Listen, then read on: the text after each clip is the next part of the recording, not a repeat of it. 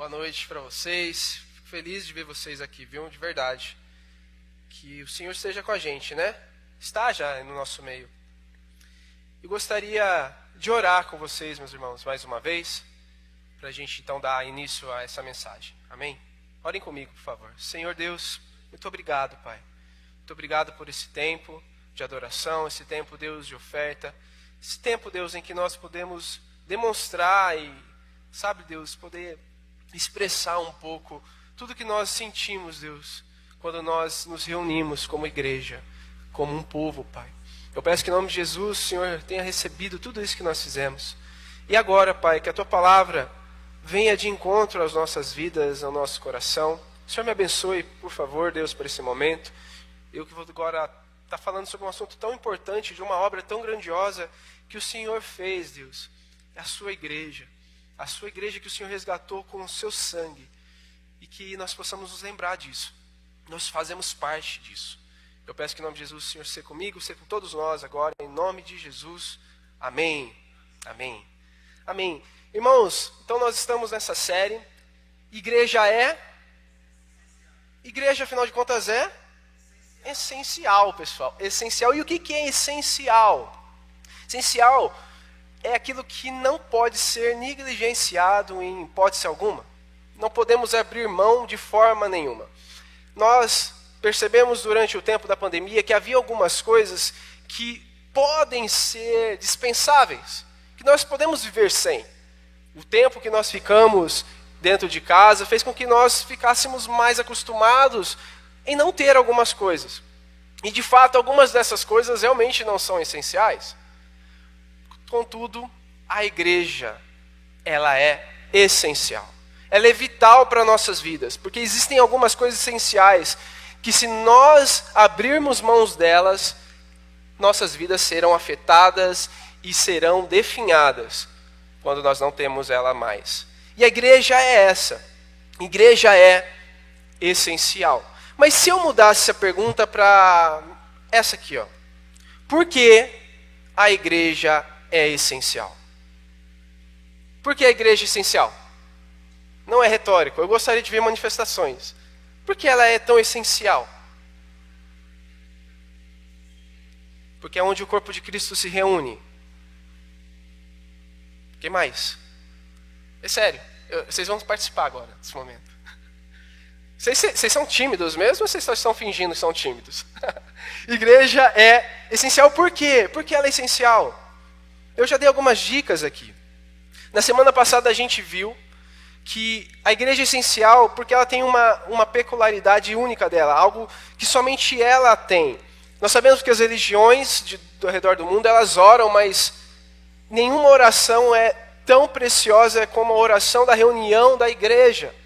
A intercessão e a súplica feita pelos irmãos, reunidos em um só lugar. A igreja é essencial porque Cristo se manifesta de forma real no meio dela. E isso fica muito claro naquele episódio em que Pedro foi preso, como nós vimos, e ele foi milagrosamente liberto através das orações que os irmãos faziam. Eles ainda estavam orando quando de repente Pedro bateu na porta dizendo: "Ei, pessoal, eu estou aqui fora." E todo mundo pensou que aquilo lá era uma coisa de maluco, que a moça que foi lá ver o que estava acontecendo, ouvir essa voz, estava doida. O fato é que Deus de fato se manifesta e Ele ouve as orações do povo de forma real. Ele ouve as nossas orações. Por isso eu incentivo vocês, toda vez que nós orarmos aqui, não fiquem acanhados, não fiquem com medo. Nós oramos ao Deus que pode todas as coisas, gente. O Deus que tem prazer em nos atender. Ele tem os nossos nomes na palma das suas mãos. E provou o seu amor por nós se entregando numa cruz. O que mais que Ele não poderia fazer por mim e por você? Não tenham vergonha, nem medo. Eu espero que hoje eu possa apresentar 3 razões para nós explicarmos o porquê a igreja é essencial. E eu vou logo para o primeiro ponto. A igreja é essencial porque Deus se revela nela. Deus se revela no meio da igreja e por meio dela. No Antigo Testamento, o termo igreja não era usado. Não era comum esse termo igreja, mas ela existia de algumas formas. Nós sabemos que Deus ele mandou fazer uma arca uma arca chamada Arca da Aliança, onde a presença dele se manifestaria naquele lugar. E essa arca foi colocada no meio do povo de Israel. Aquela arca, ela passou por uma tenda, ela habitou em uma tenda chamada de tabernáculo no tempo de Moisés, em vários períodos. Até que um dia, Davi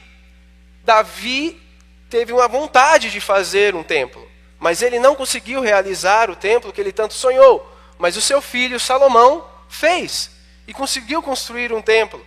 E a arca foi levada até esse templo. E a presença de Deus era manifesta tanto na tenda, no tabernáculo, como nesse templo.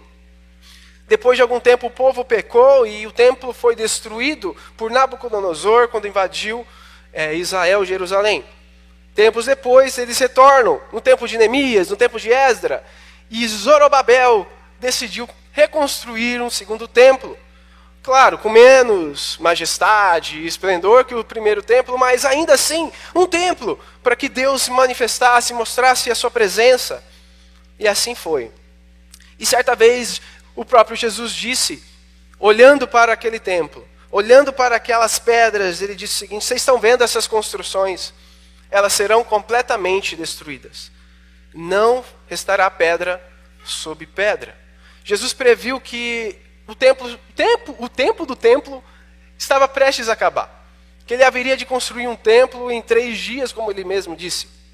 E foi exatamente isso que aconteceu no ano 70 depois de Cristo, com a invasão do general Tito. Tito, ele cercou Jerusalém, ele entrou com o exército e destruiu Jerusalém juntamente com o templo. O templo, o tabernáculo, a Arca da Aliança, todas essas coisas representavam e manifestavam a presença de Deus.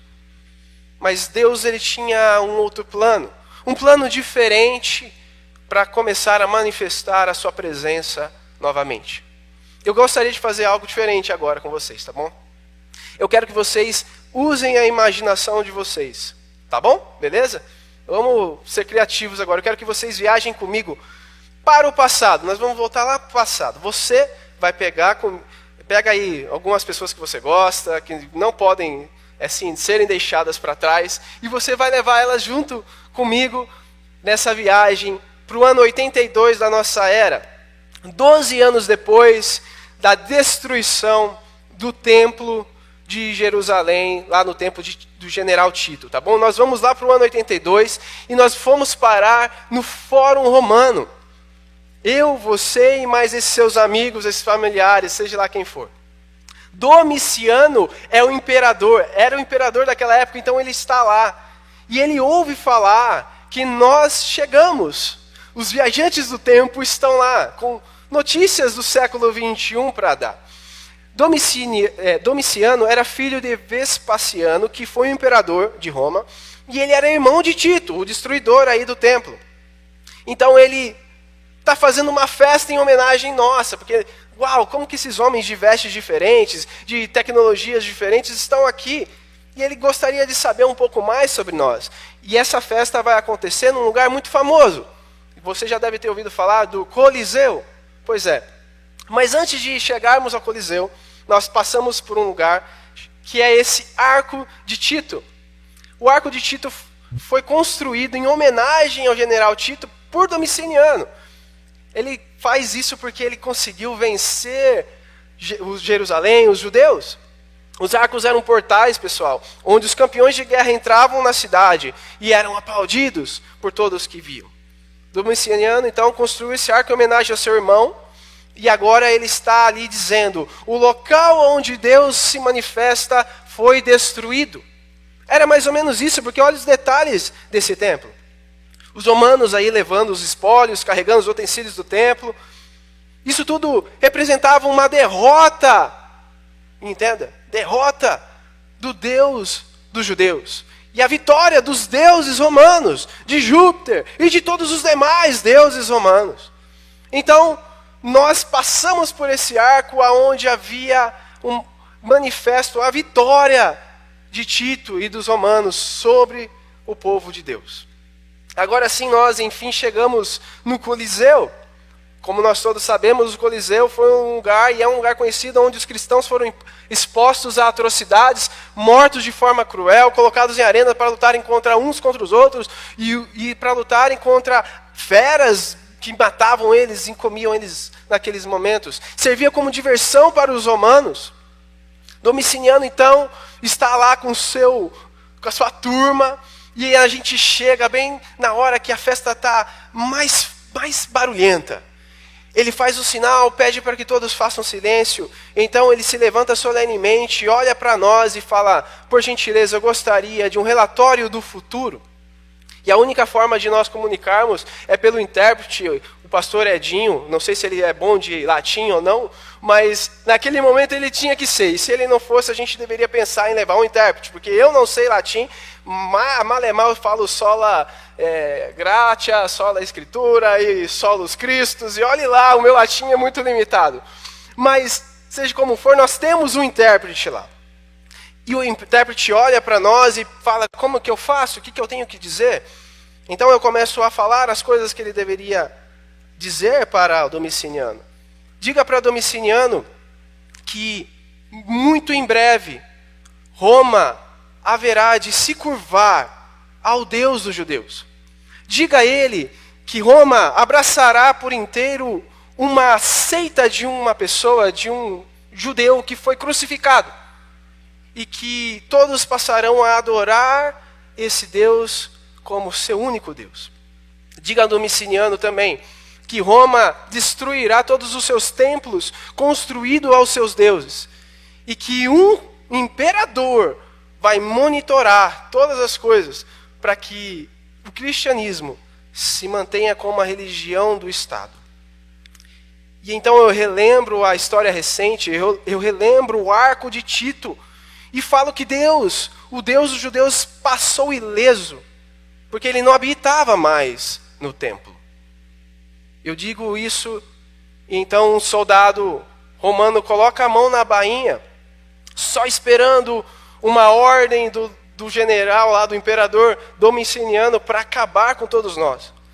O intérprete fica super assustado com aquilo e faz um sinal de tipo: eu não vou falar mais nada.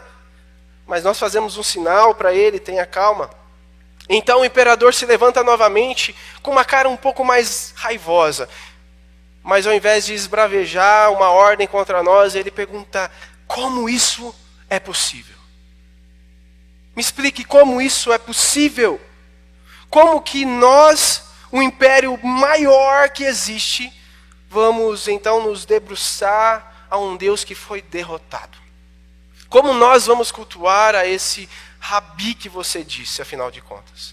Então eu volto ainda a 50 anos atrás e conto a história de Jesus Cristo de Nazaré. Falo como ele foi entregue a Pôncio Pilatos e foi crucificado e foi morto, mas que ele mesmo havia predito de que ressuscitaria e que outras pessoas iriam adorá-lo como Deus, e seguir os seus passos, e ser a sua igreja.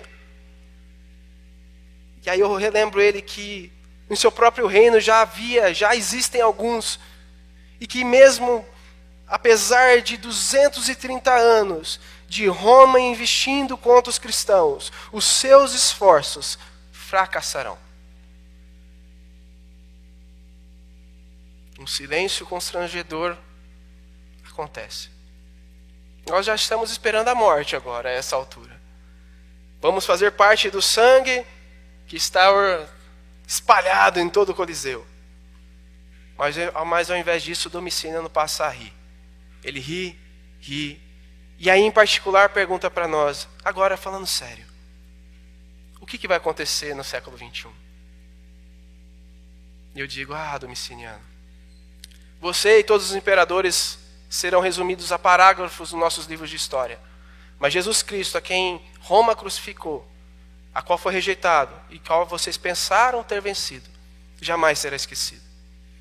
Roma será um tempo passageiro.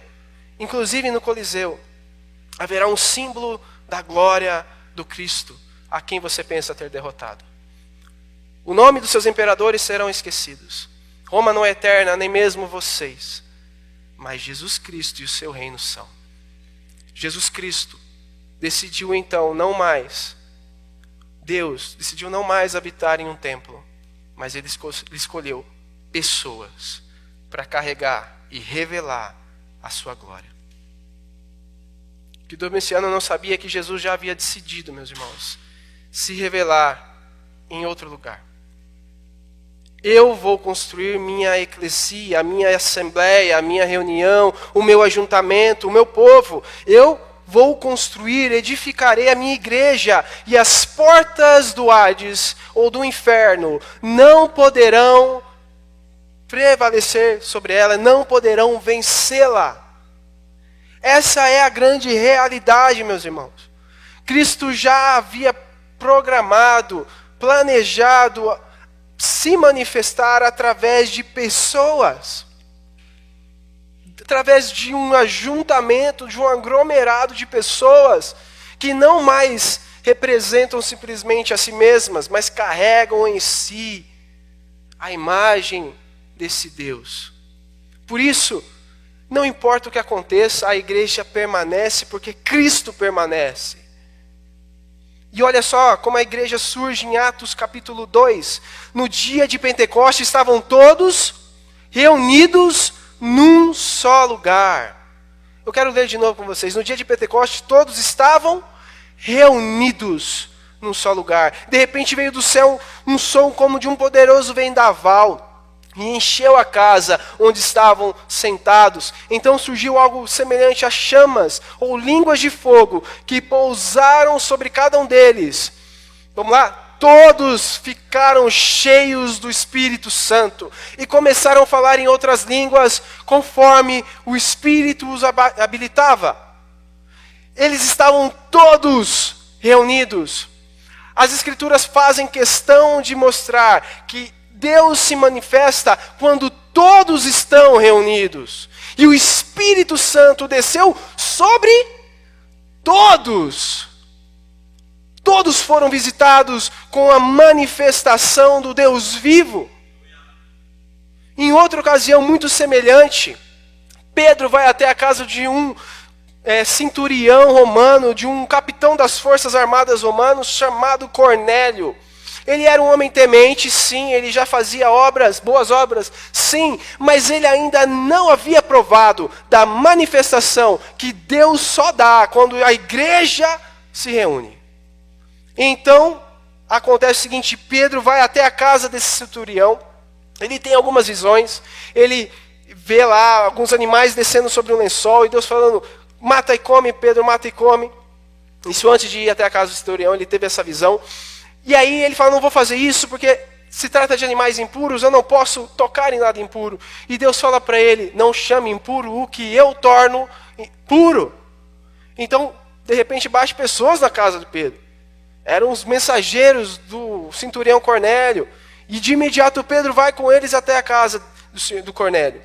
E lá Pedro começa a pregar e a explicar a palavra de Deus, até que, enquanto Pedro ainda falava, o Espírito Santo desceu sobre todos que ouviam a mensagem. Eu acho isso impressionante e de singularidade, porque Cristo, ele decidiu se manifestar através de uma reunião, de uma assembleia de pessoas, de um conjunto de pessoas que se reúnem juntos. E eu acho impressionante porque, de modo semelhante e idêntico ao que aconteceu em Atos 2, acontece agora em Atos 10, sobre pessoas gentílicas, pessoas que não eram da parte dos judeus, mostrando que Deus não se restringe apenas ao povo judeu, e muito mais, Deus não se restringe a um lugar, ele se manifesta em pessoas, ele se revela para pessoas. Pois vale lembrar que Deus já não habita mais em templos feitos por mãos humanas. Veja, o apóstolo Paulo, em certo momento, ele procura meios de destruir a igreja. Isso está lá em Atos capítulo 8, depois do apedrejamento de Estevão. Ele vai até lá e ele procura formas de acabar com a igreja. Ele ia de casa em casa. E veja só, a palavra não diz derrubando muros, queimando casas, destruindo utensílios da casa. Não vemos menção disso. Não vemos menção de lugar derrubado ou queimado, mas vemos menções de pessoas sendo lançadas na prisão. Isso está lá em Atos capítulo 8. Então a igreja não se trata disso, pessoal. Não se trata desse lugar, dessas paredes. Igreja trata-se do ajuntamento de cada um de nós. Trata-se do William com a Elisângela. Trata-se da Manu, trata-se do Arnaldo, do Mateus, da Melissa, de todos nós aqui reunidos. Igreja não se trata apenas de mim. E não somente de você como um indivíduo sozinho e isolado, mas trata-se sobre nós todos juntos. Pois o Espírito Santo desceu sobre eles quando todos estavam juntos. Juntos. E isso é o mais impressionante. Gostaria de ver também com vocês Atos capítulo 13, versículo 2. Quando mostra que Deus também revelava a sua vontade, a vocação de alguns, os dons de alguns, quando todos estavam reunidos. No versículo 2 de Atos 13 diz o seguinte: certo dia, enquanto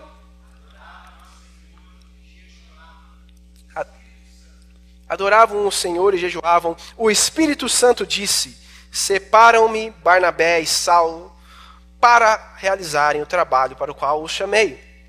Eu acho isso impressionante. Deus poderia falar particularmente com Barnabé, não é? Poderia falar particularmente com Saulo, que é conhecido como Paulo também.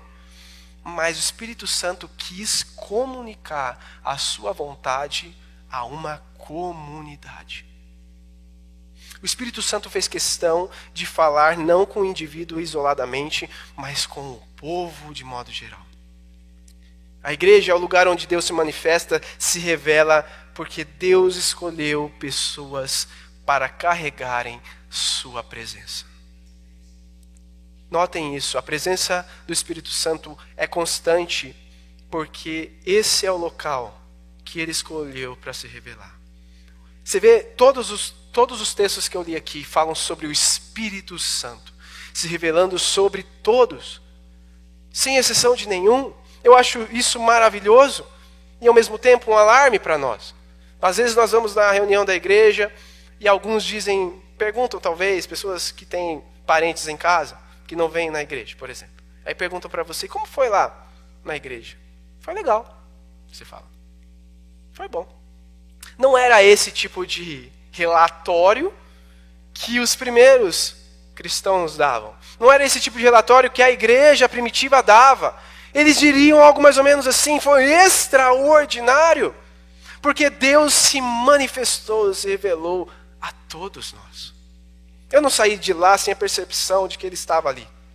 Reunido na Assembleia dos Santos, no ajuntamento dos fiéis, Deus se faz presente no nosso meio.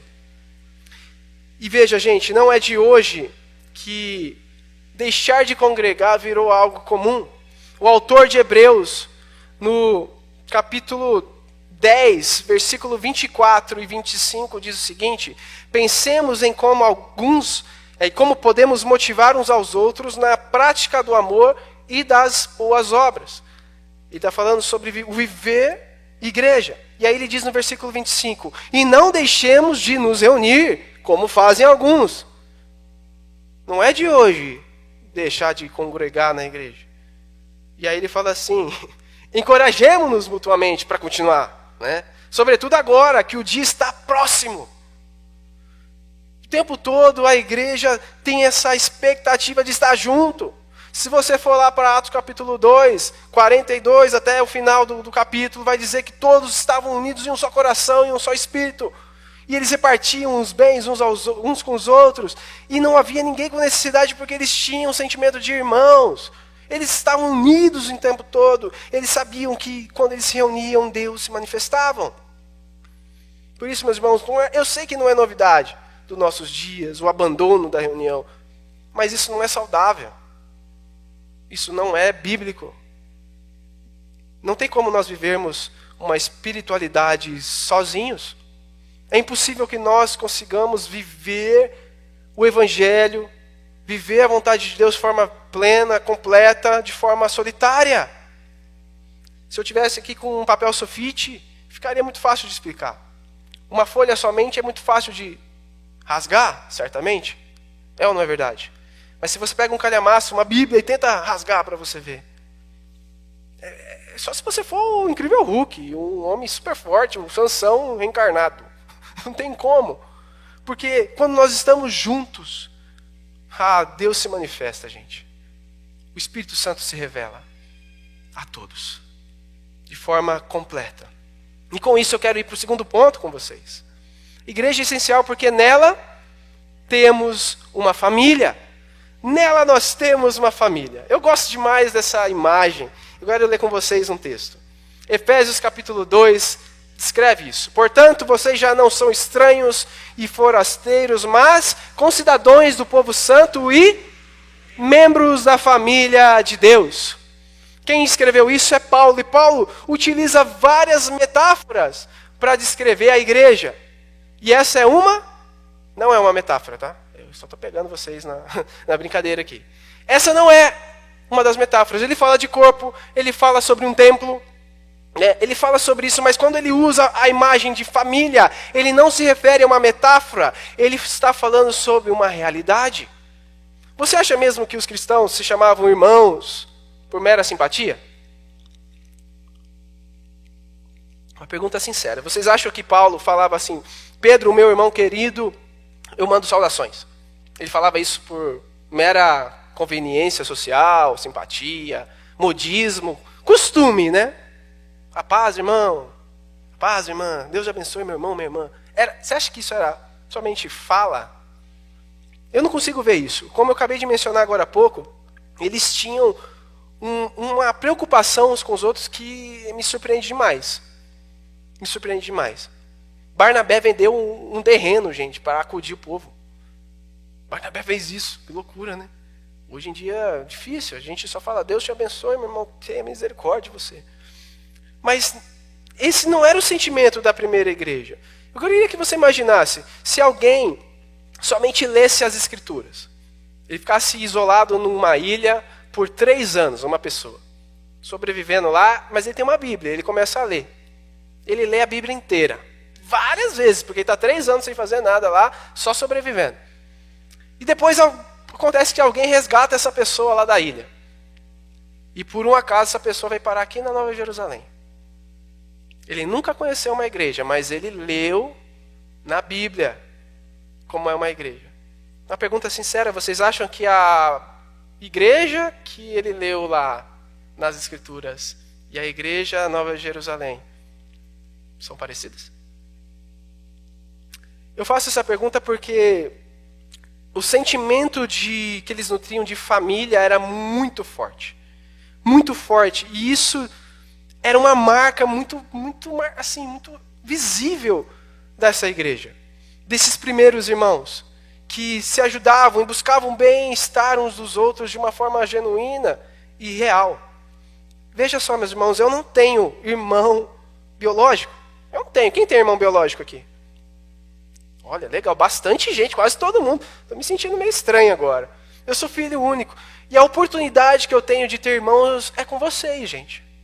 E eu não falo da boca para fora, porque nós nascemos de novo. Então sim, nós somos irmãos. Nós nascemos de novo a partir de Jesus Cristo e do nosso Deus Pai. Nós somos irmãos, e isso não é formalidade, gente. Eu não tenho como aprender sobre irmão, sobre o que é ter irmão, se não for com vocês. E graças a Deus eu tenho tido boas coisas aqui. Eu tenho recebido muito carinho de vocês. Pessoas que têm me tratado com amor e têm cuidado de mim da melhor forma possível. Eu queria dizer para vocês: muito obrigado, minhas irmãs, muito obrigado, meus irmãos. Vocês têm sido uma bênção na minha vida e eu tenho percebido e sentido um pouco do que é ser cuidado, do que é ser amado como uma família. Mas quando eu faço essa pergunta para vocês sobre ter irmão biológico ou não, eu pergunto para vocês: se um irmão biológico de vocês some, alguém sequestra, sei lá o que aconteceu com ele, está preso, não sei. Você não sabe o paradeiro desse seu irmão. Você tem até aquelas estampas, desaparecido. Você já viu essas pessoas que perdem os irmãos e fazem isso? Desaparecido. Já faz 15, 20 anos. Desaparecido. Alguém viu? Não é? Por que será que a gente às vezes não se preocupa uns com os outros dessa forma? Às vezes a pessoa está desaparecida aí há um bom tempo e nunca recebeu uma mensagem nossa. Nunca recebeu um carinho nosso, dizer, ô meu irmão, tô com saudade de você, ô meu irmão, como você tá? Ô meu irmão, você tá sumido, meu irmão, você tá desaparecido. O que aconteceu? Te sequestraram? Fizeram alguma coisa com você? É sério, gente. Nós somos irmãos, nós devemos nos preocupar uns com os outros, de uma forma real, genuína. Nós devemos procurar isso de qualquer forma, porque essa é a realidade, esse é o tipo de cuidado que existe na família que a igreja representa, que a igreja é. Eu gostaria de continuar lendo com vocês. Eu quero, na verdade, relembrar com vocês outras coisas, outras imagens. Quem mora em apartamento? Nossa, pouca gente mora em apartamento. Isso aí não vai servir muito bem o exemplo, mas todo mundo já deve ter pego o elevador, certo? Elevador pequeno, com muita gente, quem já... É chato, né? É meio desconfortável. Igreja não é um elevador, tá bom? Não é. Não é um lugar onde nós todos nos apertamos, porque, que chatice, eu tenho que ficar junto com essa pessoa, porque eu quero subir, né? Eu quero ir para o céu. Não é isso. A igreja não é um elevador, onde nós todos nos suportamos. A igreja também não é uma gangue, gente. Onde nós fazemos um pacto, mas, sabe, se você não andar direito, já sabe. E eu acho isso muito complicado, porque às vezes a gente ouve relatos de gangues como uma família, né? Como imagem de uma família. E eu acho inadmissível que gangues, né, que facções sejam mais famílias do que uma igreja, por exemplo. Eu encontrar mais amor, mais irmandade numa gangue do que numa igreja. Porque gangue não representa de fato uma família. Não representa o que significa ser família, num termo mais perfeito que nós podemos pensar. É claro que família, quando a gente vive em família, ocorrem muitas discussões, brigas, desavenças. Mas isso geralmente não dura para sempre. Às vezes a gente fica até um bom tempo sem olhar na cara do nosso irmão, do nosso parente. Mas a gente não aceita que as pessoas falem mal ou tratem mal o nosso irmão, porque, afinal de contas, nós somos família. E família é esse lugar onde nós nos desentendemos, mas a gente encontra aconchego, a gente encontra amparo. Ninguém quer trocar de família. Ninguém quer deixar de ser o Almeida, o Ribeiro, o Ramos, no meu caso, o Gomes. Se você quer ser um Gomes, provavelmente você tem que nascer como um Gomes. Mas o fato é que a gente sabe que a família é um lugar de pertencer. É um lugar onde nós podemos ser parte de algo maior. Família é sobre isso. E por mais que nós, às vezes, desgostamos da nossa família, nós não queremos trocar de família. Às vezes a gente pode até visitar outra família, ela ter uma organização da mesa muito boa. Você olha assim, nossa, que legal essa família, elas comem todo mundo junto, coisa legal. Mas ninguém fala assim, ei, eu quero mudar para cá, você deixa eu mudar para cá, você da sua família e tal? Imagina você chegar aí na sua casa e dizer, viu, visitei uma outra família, sabe, estou pensando em trocar de família. Eu acho que cansei de vocês, eu acho que deu meu tempo aqui, eu conhecer e participar de outra família. Isso não existe, gente. Não existe. A menos seja por maltrato, né? Seja por descaso, apenas que você esteja desfalecendo, você está sobrevivendo a um caos, a um inferno e não a uma família. Mas família é um lugar onde você fica, é onde você quer voltar, onde você quer ficar junto, pertencer. Porque família é isso, gente. E todos nós nascemos de Deus. Todos nós pertencemos a essa nova família. Quem não faz parte da família de Cristo não tem parte com Cristo. Eu acho que essa parte é a mais forte, a mais doída. Porque, em outras palavras, é o seguinte, ou você faz parte da igreja, ou você não faz parte em nada juntamente com Cristo. Em nada. Porque Cristo morreu pela sua família. Cristo morreu pela sua igreja. E por fim, meus irmãos, a igreja é essencial porque transforma o mundo. A igreja transforma o mundo. Certa vez, gente, eu estava em casa e aconteceu uma escuridão. Esse apagão pode ser que aconteça, está começando a chover, né? E sabe como é que é? Quando a gente não tem luz, nosso celular acaba a bateria, está tudo um caos. tudo um breu, tudo uma escuridão, a gente procura os meios mais antigos de ligar e de ter algum tipo de luz, não é verdade? A gente recorre a velas, sei lá, quem gosta de lampião, essas coisas todas aí. Mas aí eu fui recorrer a velas. E eu me lembro que elas já me ajudaram bastante, gente, nos momentos mais difíceis, quando tudo tá escuro demais. Então eu cheguei e vi lá todas as minhas velas, algumas mais desgastadas, algumas um pouco mais firmes, outras novinhas, gente, novinhas, algumas já quase acabando, mas estavam ali, todas as minhas velas. Então eu fui pegar as minhas velas quando eu escutei de repente, não faça isso, não faça isso. Falei, eita meu Deus, agora lascou, no escuro, não sei quem está falando comigo. Olhei e falei, deve ser meu pai, sei lá, deve ser alguém brincando comigo. Então, eu fui de novo tomar as velas nas minhas mãos, quando eu vi, não pegue nas velas de modo algum. Falei, mas espera aí, está tudo escuro, eu preciso das velas. Então, quando eu fui, acendi as velas, eu pude ver que eu estava ouvindo as velas falarem. E aí uma delas disse assim, olha, por favor, não me leve para fora, porque eu não estou pronto. Eu não estou pronto para sair fora da despensa. É muito escuro lá fora e você não sabe como uma luz de uma vela pode ser assim distorcida. Eu preciso me preparar, eu preciso saber como é que é esse negócio de iluminar. Eu não posso ir lá para fora. Eu olhei para aquela vela e falei, por favor, você é uma vela, o seu papel é iluminar, cara. É claro que você tem que sair da despensa, eu vou te pegar e vou levar ela para fora. Ela continua insistindo, não faça isso. Eu não estou pronta, por favor. Falei, tá bom, vai. Aí, de repente, eu percebi o absurdo. Eu estava conversando com as velas, gente. Então, fui para uma segunda vela, que continuava ali também, gritando. E essa segunda vela disse o seguinte, olha, eu não posso ir lá para fora porque eu estou ocupado.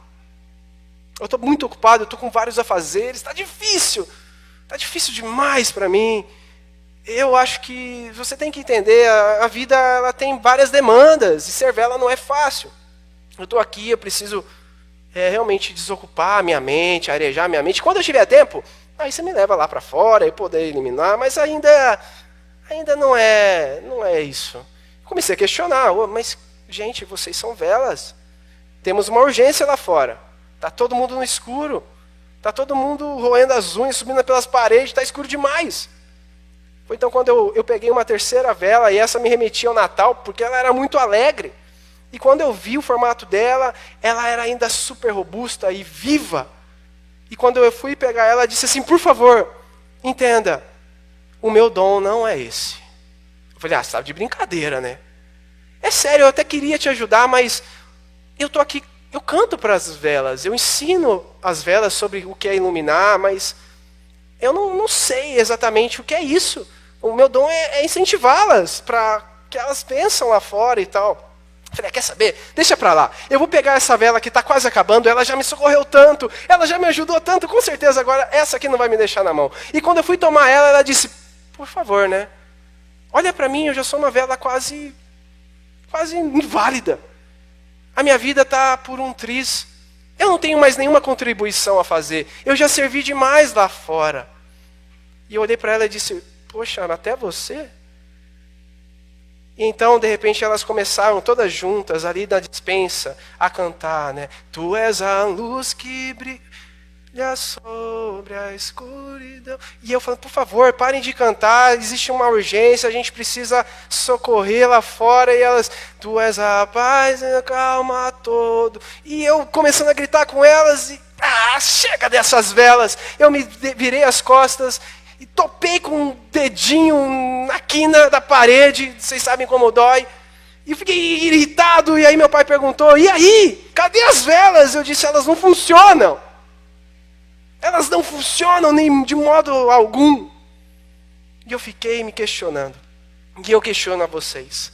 Seria muito absurdo dizer que essas velas nos representam?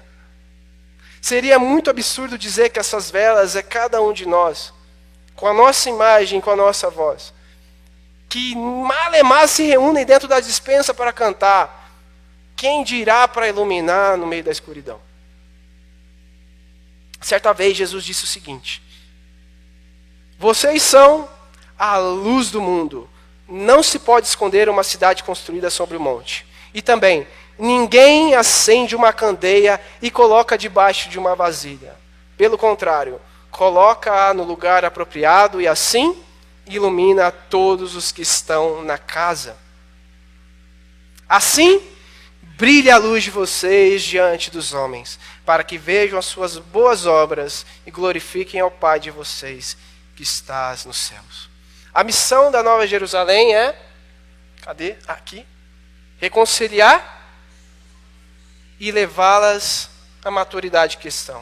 Sabe de uma coisa? Essa não é a minha missão. Essa não é a missão do pastor Edinho. Essa não é a missão de vocês de forma isolada. Essa é a nossa missão como igreja de Jesus Cristo. É a nossa missão, gente. Um conjunto de pessoas que se reúnem e iluminam fora, transformando o mundo. Essa é a minha missão em conjunto e não sozinho. Onde Deus se revela é na igreja. Onde existe uma família é na igreja. Quem pode transformar o mundo é a igreja. É a igreja. Nós somos os únicos que podem transformar o mundo. Porque nós carregamos a Deus. E porque nós somos família. Uma família muito incomum. Em Efésios capítulo 4 diz o seguinte: Ele designou alguns para apóstolos, outros para profetas, outros para evangelistas, outros para pastores e mestres. Paulo está falando aqui a respeito de dons, de funções, ok? Eles são responsáveis por preparar o povo santo para realizar e edificar o corpo de Cristo. O papel a função dessas pessoas, desses pastores, mestres, apóstolos, profetas, evangelistas, é preparar o povo santo de Deus para eles edificarem o corpo, para esse povo edificar uns aos outros. A continuação, para que todos alcancem a unidade que a fé e o conhecimento do Filho de Deus produzem e amadureçam, muito parecido com reconciliar pessoas com Deus e levá-las à maturidade de cristão, chegando à completa medida da estatura de Cristo. Meus irmãos, está na hora da gente deixar de lado as coisaradas, sabe? Sabe aquelas coisaradas de gente que está mal acostumada com a igreja? Tipo, eu não gosto desse louvor. Um louvor é chato. É velho, não tem música nova. Só música nova. É difícil agradar vocês, né? Se tentar agradar todo mundo, não dá. Se tentar agradar de forma individual cada um de vocês, não dá. Porque a igreja não é a respeito de você. A igreja é a respeito da gente, de nós. Por isso a gente tem que deixar de coisa arada. O pastor não falou comigo. Não dá, o pastor esqueceu de mim. Esse pastor fala estranho, não gosto dele. Fica só brincando, não fala nada, louvor chato, tudo. Os irmãos chato. Aí eu penso em mudar de família, penso em mudar de igreja. Não gosto. Gente, igreja não é sobre ter a melhor pregação, não é sobre ter o melhor louvor, não é sobre ter as melhores atividades infantis. É sobre você também servir a igreja e trabalhar por ela, amando ela, seja ela como for. Porque a igreja é a sua família. A igreja continua sendo o local onde Deus se manifesta. E é o local onde você é preparado para transformar a realidade que te cerca. Igreja é sobre isso. Não é sobre você e os seus gostos. É sobre um local onde você se equipa para transformar o mundo. Igreja não é um hospital, porque ninguém quer visitar o hospital. O hospital é um momento ali particular onde você procura, melhora e sai bem. Pelo amor de Deus, eu detesto visitar o hospital. Igreja não é a respeito disso. Igreja é sobre um local onde você se prepara para fazer a diferença. Amar as pessoas como Cristo amou. Ser como ela e transformar o seu meio. Igreja é isso. E eu não sei aonde, em qual lugar, em qual planeta a gente aprendeu que igreja é sobre os nossos entretenimentos. Não é a respeito do que você gosta ou não gosta. Se está bom para você vir num domingo ou não, porque está chovendo. Igreja não é a respeito disso. Igreja é um local onde você se revigora, onde você encontra iguais, pessoas que foram salvas por Cristo como você foi. E você recebe dela a força para andar junto e pega na mão dela e fala, por mais que a gente às vezes não se goste e não se bata, eu amo você porque eu tenho aprendido com Cristo que Eu preciso me modificar, e à medida que eu amo você, eu me pareço mais com o meu Senhor. É a respeito disso. Igreja não é sobre nós como indivíduos, mas é sobre nós como comunidade. Nós não temos tempo para coisinhas, gente. Nós temos o mundo para salvar. Temos irmãos para resgatar. Não temos tempo para picuinha, para coisinha, para caprichos nossos. Eu não estou muito bem, não vou hoje. Eu acordei de mau humor. Não é a respeito disso. Igreja é um local onde nós aprendemos a andar juntos, por mais difícil que seja. Às vezes é difícil mesmo. Tem pessoas que são mais difíceis, mas são essas pessoas que vão lapidar você para essa maturidade que nós queremos. São essas pessoas difíceis, que falam, parece que não aprende. Eu falei 3 vezes para essa pessoa, não desisto dela. Você ainda não entendeu o que é ser igreja. Igreja é muito maior do que isso. É a comunidade de discípulos que se reúnem na despensa assim, mas saem de lá para iluminar o mundo que está escuro. O nosso trabalho não é em vão. Não é. Se pudesse voltar no futuro, né? Se alguém do futuro pudesse voltar para nos agradecer, será que eles diriam realmente palavras de agradecimento? Obrigado, porque através da Nova Jerusalém eu conheci a Jesus Cristo. Eu vi a revelação de Deus naquela comunidade. Através da Nova Jerusalém eu aprendi o que é ter uma família que ultrapassa em muito a minha família de sangue. Eu agradeço a Nova Jerusalém porque ela transformou a minha vida.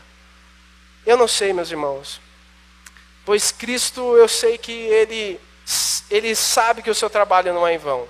Ele viu os frutos do seu penoso trabalho e Ele se alegrou. O futuro da igreja está nas mãos do nosso Senhor. Mas a pergunta que nos cabe é, nós vamos participar do que Ele está fazendo? Nós vamos ser igreja de fato? Nós vamos ser essa igreja que é tão vital, tão essencial, tão assim indispensável? Ou nós vamos ser igreja, aquela igreja que é simplesmente um aglomerado de indivíduos que se reúnem? E quando se reúnem de forma superficial, sem amor genuíno e sem entrega verdadeira, sem comprometimento com a vida um do outro e sem nenhum apego pela vida um do outro. Ou nós estamos dispostos a ser uma comunidade onde nós vemos a revelação da presença de Deus, onde nós realmente somos uma família e nós nos equipamos para realmente transformar o mundo. Essa é a grande questão. E a pergunta que eu faço para mim e para você. Somos igreja essencial? Ou somos uma igreja que realmente nós podemos abrir mão porque não é tão importante? Isso é muito sério, gente. E não cabe a mim somente. Cabe a todos nós como uma consciência entender que nós temos que ser igreja conforme Jesus deseja. Uma igreja que segue, de fato, o pai dessa família. Vocês estão prontos para isso? Gostaria de orar com vocês. Convido vocês a ficarem em pé.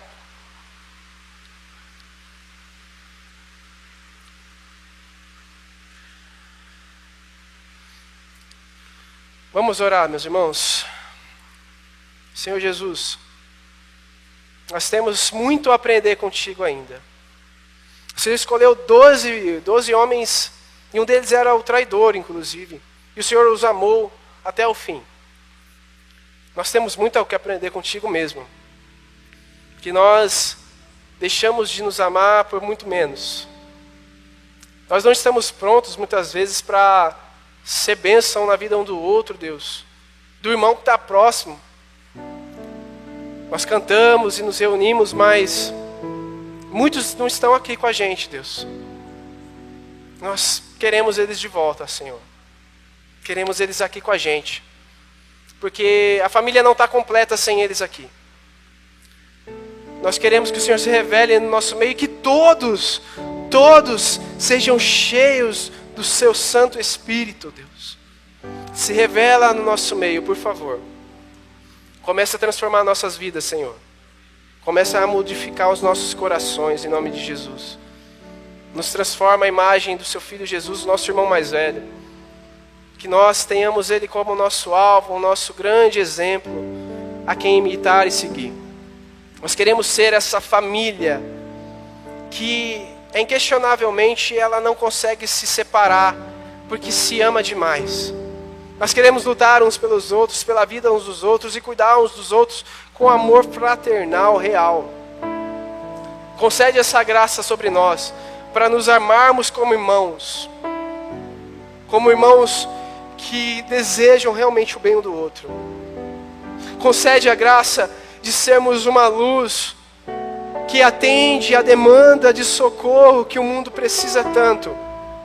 Temos o mundo para salvar, Deus, e a sua igreja é o seu corpo, são suas mãos, são os seus pés, são os meios de abraçar e de acolher o aflito, Pai, de socorrer o perdido.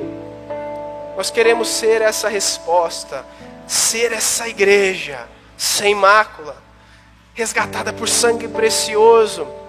A sua igreja, da qual Jesus mesmo disse que as portas do inferno não poderão vencê-la.